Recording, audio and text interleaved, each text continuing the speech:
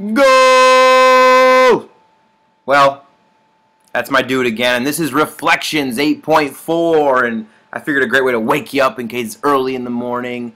We're midway through. You're actually a little bit halfway, past the halfway point, so congratulations. And the reason I started off with goal because we're talking about reflections, and for reflections I used my favorite soccer player, Wilfred Bonny. And so here it is. A reflection is when we flip an image. So if you remember from before, we flipped, you see his pictures here, it looks like he flips it like left to right, maybe right to left. And then here, the image flips upside down. But before we get into how to calculate problems with reflections, we're going to look at some important facts the way that we have been in the other lessons.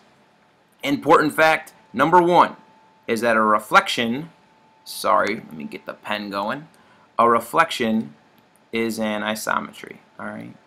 The distance does not change just because we flip the image. However, this is a change from what we've been seeing before. For number two, this one, reflections do not preserve orientation. What does that mean? That means if I count from left to right or right to left, the points do not stay in the same order after a reflection. So that's important. Reflections do not preserve orientation.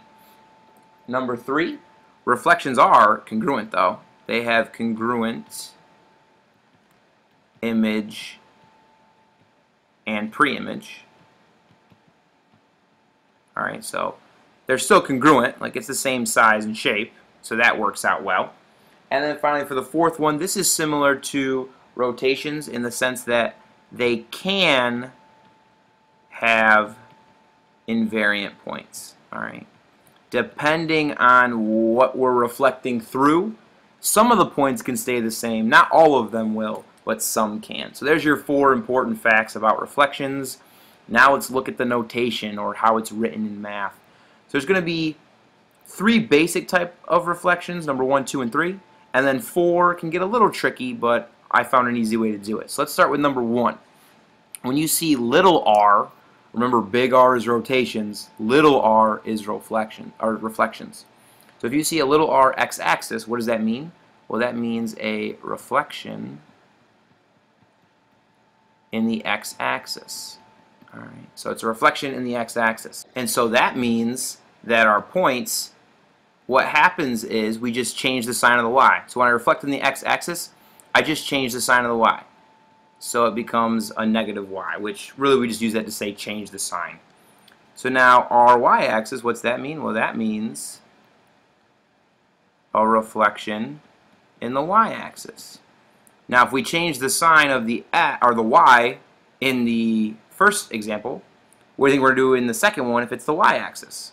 Well, we're going to change the sign of the x now. So this one becomes negative x comma y. Right. Number 3 is the easiest one. This is a reflection, oh, sorry about that. This is a reflection in the line y equals x. What happens to your points? They just switch. Right. And so now for this fourth one, this, when you see like r and y equals, it'll be like a number. So it might be like y equals 2 or 4, or it could be x equals 2 or 4. And what those mean is that's just simply a reflection in like a specific line. So we're just going to write reflection in a specific line.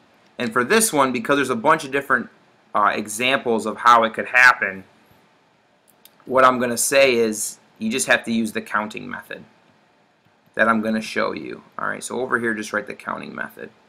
I think it's the easiest way to solve these problems where it'll be like y equals 3 or x equals 2. More than likely, you're only going to see problems for 1, 2, and 3, and we're going to focus mostly on 1, 2, and 3, but they may sneak in like on the regents like a question like number 4. So let's go ahead, let's look at some examples here. Number 1, it says point K has coordinates 5, negative 4. What is the image of this point under a transformation r x-axis? So little r we think reflection, that's a reflection in the x-axis. So I put this over here as kind of a reference. So here we have 5, negative 4, so there's a point right there. And we're going to reflect in the x-axis. So this is the x-axis. All right. Let's see the math behind it. We have 5 comma negative 4, and we are going to reflect it in the x-axis and get some new point. So let's go back. What did reflection in the x-axis say? It says that we just negate or change the sign of our y. So instead of 5 comma negative 4, we're going to have 5 comma 4. And just so you can see it graphing wise, you see 1, 2, 3, 4, 5, 1, 2, 3, 4.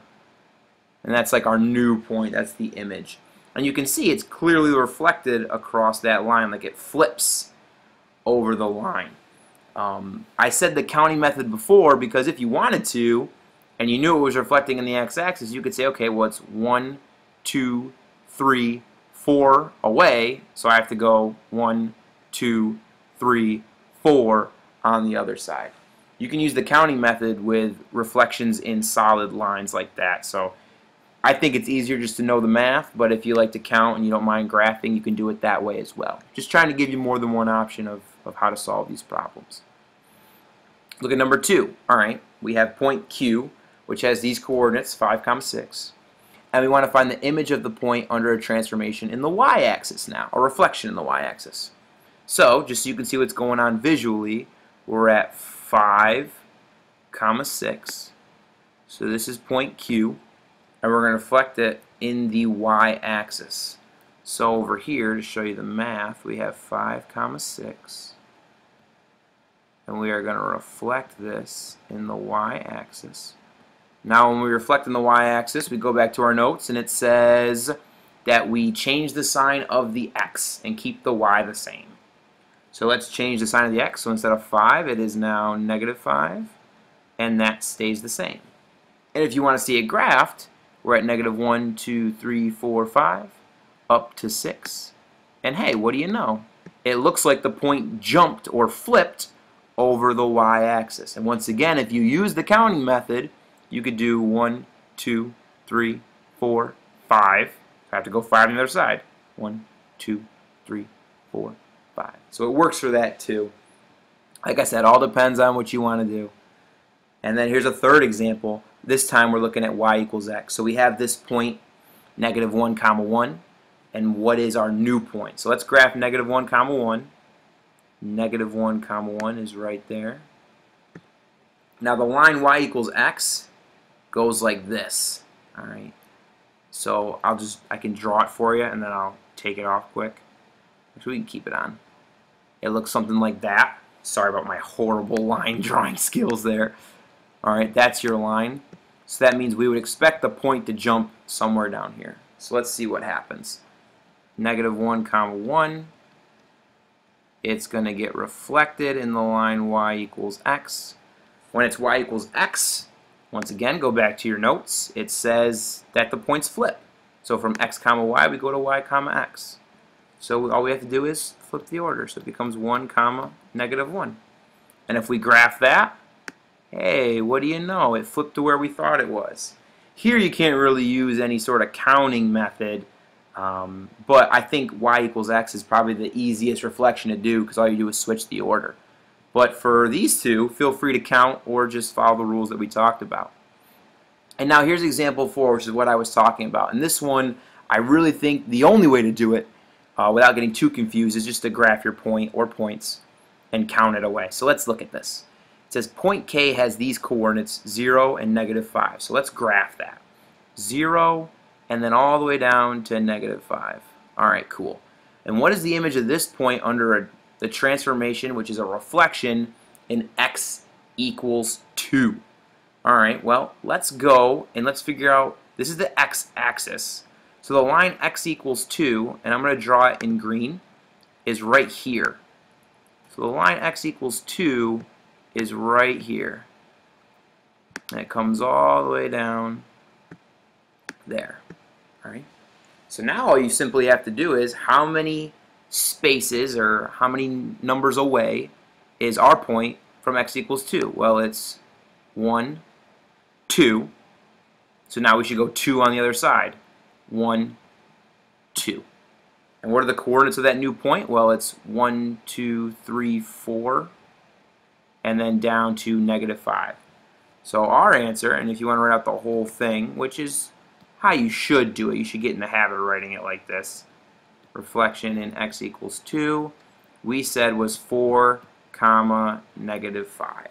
Right, so I personally think that's the easiest way to do it, and I think the counting method is a nice way also to check for questions like 1 and 2 above. And that's all I got for you. Keeping it short and sweet for reflections. Try the example problems, and you're doing a great job. Keep chugging along. I'll see you soon.